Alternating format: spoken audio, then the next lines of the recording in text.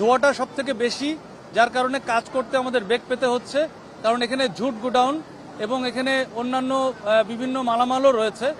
এই পরপর বিল্ডিংগুলি একটা সেম বেসমেন্ট, মানে বেসমেন্টটা একটা এবং বেসমেন্টেও দোকানপাট রয়েছে, যার কারণে আমাদের সময় লাগছে। আমাদের প্রত্যেকটা শাটারগুলি ভেঙে, ক্লপসেবল গেট ভেঙে কাজ করতে হচ্ছে, যার কারণে এত সময় লাগছে। এবং প্রত্যেকটা গোডাউনগুলো আপনার ঝুটে, মানে ঝুট গোডাউন বলা হয়, এবং এখানে অন্যান্য কাপড় চুপড়ও রয়েছে।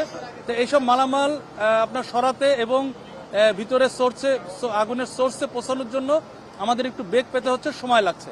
তবে আমরা আশাবাদী যে এটা আগুনটা আমরা কনফাইন করতে পেরেছি। নিয়ন্ত্রণ এখনো হয়নি, তবে আগুনটাকে একটা জায়গায় কনফাইন করা গিয়েছে, এটুকু আমরা বলতে পারি।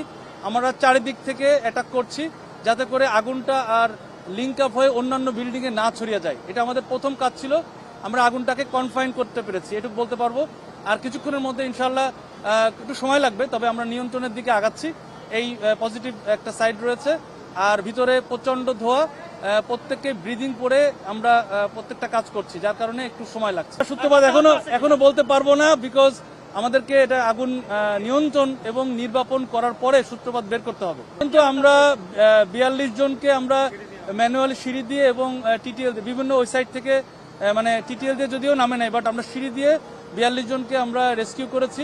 আরো সংখ্যা, মানে আনুমানিক এটা আরো বাড়তে পারে, কারণ এখনো আমরা কিছুক্ষণ আগে একজনকে রেস্কিউ করলাম, উনি আটকে ছিলেন 9 তলায়। তো এইভাবে আমার সংখ্যা ফাইনালি আমরা বলতে পারবো না। কেমিক্যালের কোনো অস্তিত্ব এখনো পাইনি।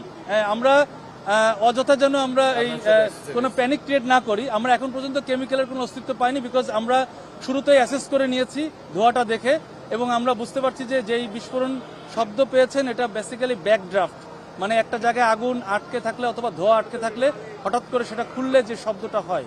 তবে এখানে কোনো বিস্ফোরণের এখন পর্যন্ত কোনো আলামত পাওয়া যায়নি। এটা যেটা হয়েছে এটা ব্যাক ড্রাফট।